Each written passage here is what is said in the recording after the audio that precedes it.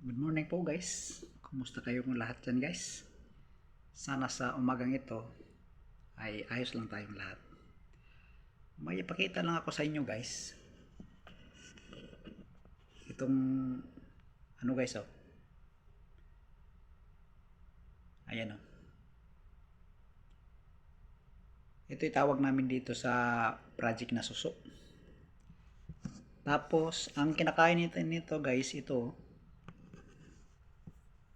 Phalaenopsis orchids to guys. Tapos ito yung kinakain niya guys oh.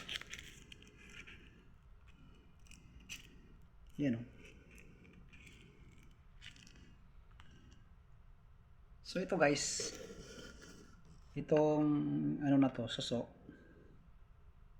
Parehas lang din to siya sa kuhol. Kaya gi-recommend sa ano sa mga nagbibenta ng gamot itong gamot na to. Ayan oh. Kuhol kill. Tapos ano siya guys, yung tawag dito molecular so sa suso siya guys. Ito yung pakete niya guys oh. Ito yung pakete niya.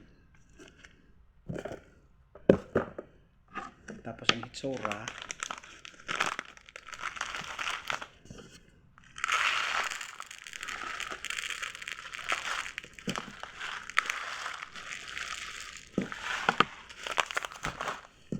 ito yung hitsura niya guys. Ayan oh.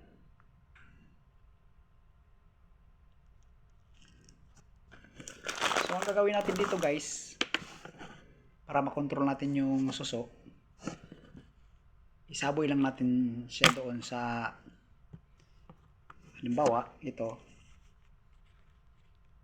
kinakain niya, so ilagay lang natin siya dito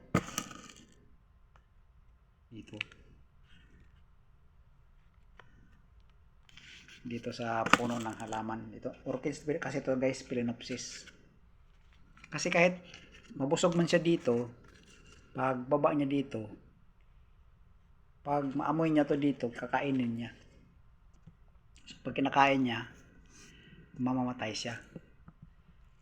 So ang ano nito guys, wala naman siyang recommendation kung gaano kadami ang ano mo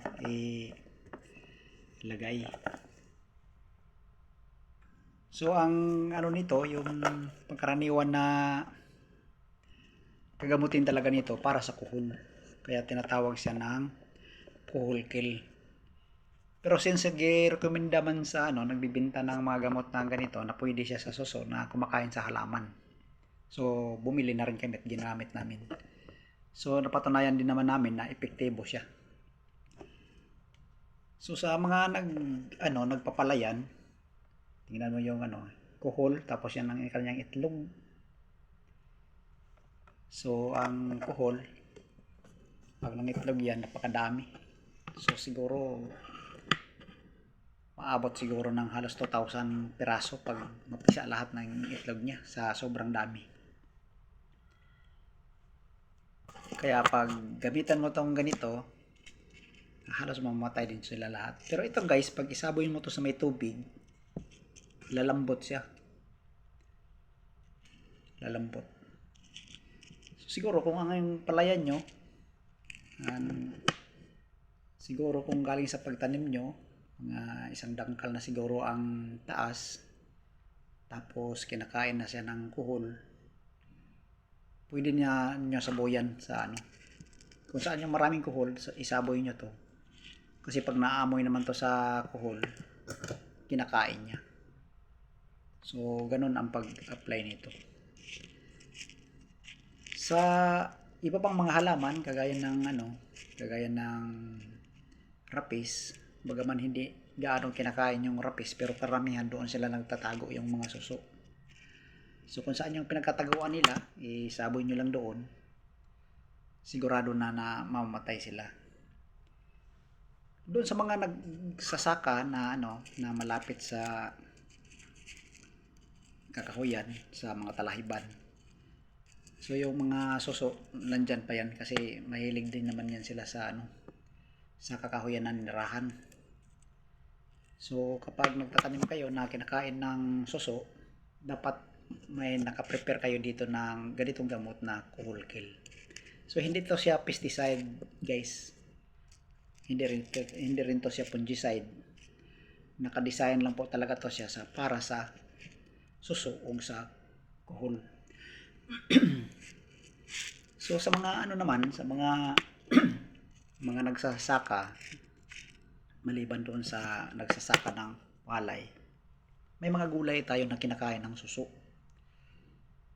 So kung yung mayroon tinatawag sa Bisaya na Japanese Snail, yung napakalaking suso. Kumakain din sila ng yung karamihan din kinakain yan, yung gabi. Kapag kumakain yan sila sa gabi, nagbutas-butas yung gabi. So makokontrol din natin yan sa pamagitan ng paglalagay ng kuhol kill. At saka sa mga paghahalaman naman, ang gustong-gusto talaga kainin nitong itong kuhol na to, itong orchids na Phalaenopsis. Kaya nung tuklasan namin na itong Phalaenopsis talaga, pag kinakain nila, ganito ang magiging itsura. Parang silupin na lang yung natitira sa kanyang dahon. Kasi itong inuubos niya. So pag ganito na, dapat talaga may nakaprepare na ganitong gamot. Kasi itong suso, hindi naman siya mamamatay sa pesticide. Isprehan natin, hindi siya namamatay. Isprehan natin sa fungicide, hindi rin siya namamatay. Kaya may nakadesign po talaga na na gamot para lang po sa kanya. So sana sa video na to, guys, nakatulong po to sa inyo na kapag naghahalaman tayo, nagugulayan o hindi kaya nagpapalayan, bumili tayo ng ganito yung gamot. So sa mga mga magsasaka, napakarami talagang gamot na kailangan nating bilhin. Kasi bawat insekto, bawat umaatake sa halaman natin, yung may kanya-kanyang gamot. Isa pa doon yung daga. So yung daga, hindi rin natin hindi rin natin mamamatay sa pesticide yun, sa fungicide. Meron na naman talagang yung naka-design din na na para sa daga. Samantala yung sa daga, napaka matindi din pag umatake sa palay natin. Mga palayan natin, maisan, at saka sa kamuti. So maraming gamot ang kailangan natin para makontrol ang bawat isa na umatake sa natin. Magulayan man, mapalayan man, makamutihan man. Dami talagang gamot na kailangan. So sana sa video na to, guys, na katulong po sa inyo na mayroon tayong isang uri na gamot na pinakilala po sa inyo na pag-control naman sa peste na yung suso, kuhol, at saka yung malaking suso, yung tinatawag natin na Japanese Snail. So try nyo lang, guys, pag bili kung itong itong gamot na to, available naman to sa mga nagbibenta ng mga gamot, sa mga planters, yung mga agricultural product na nagbibenta sila regarding doon sa mga gulayan, palayan, at saka yung sa mga halaman na kagaya ng ornamental. So sana, guys, nakakatulong ang video na to na na mayroon kayong konting kaalaman kung sa anong paparaan na naman tayo makakontrol ng isang peste. Yun ang suso. So salamat sa video, guys. Salamat sa panonood, at saka huwag kalimutang mag-like, mag-subscribe, at saka mag-share na rin sa ating video. Salamat, guys. Ingat kayong lahat.